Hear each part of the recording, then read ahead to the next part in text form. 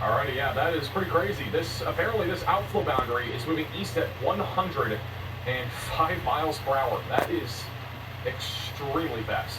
This thing right here, this is still producing damaging winds upwards of 60 miles per hour on its own.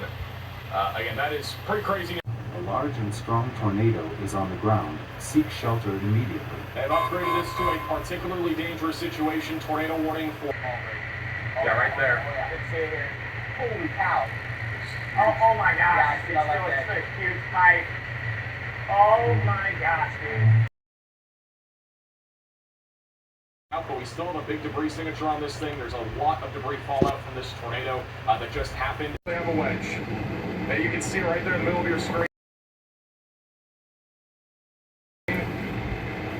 That is a wedge tornado, again, northeast of Enderlin. That tornado is still huge, right there in the middle of your screen. It is still down.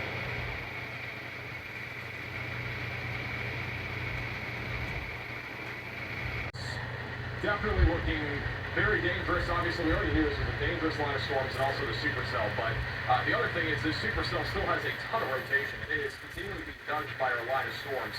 So at least in the short term, this thing has the potential to produce significant large tornadoes heading towards I-29, just southwest of Fargo. It should stay south of Fargo, at least with this tornado threat. Be ready in Fargo to go to your safe place for both wind and the potential for a tornado. This entire line of storms is still producing destructive, damaging winds upwards of 90 miles per hour. It is still a large derecho that is happening right now across North Dakota. It will be pushing to Minnesota here soon. But unfortunately, this storm is still producing the threat of large tornadoes, and yeah, it looks very dangerous. This is an emergency alert. A large and strong tornado is on the ground. Seek shelter immediately. We are right back up to a particularly dangerous situation. These are the wind gusts the peak wind gusts as of 10:51 p.m. So this is within the last hour. You can actually see how high the winds have been across the board in North Dakota. We've had some spots that have been around 100-mile-per-hour winds. So these are some photos that we are getting from our large tornado earlier that happened back over near Sheldon, North Dakota. This is from Ben Williams, who's also with Connor Croft. You can see this little rope out here, that little rope out tornado that happened. And this is another photo of that same exact thing.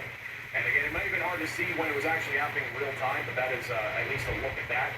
And then this was also one of the photos. This was the first large tornado that we've had of the day.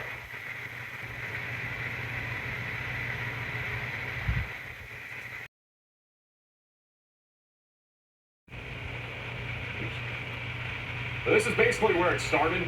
It started back over in Montana, but it turned into this line of storms, went right through Bismarck.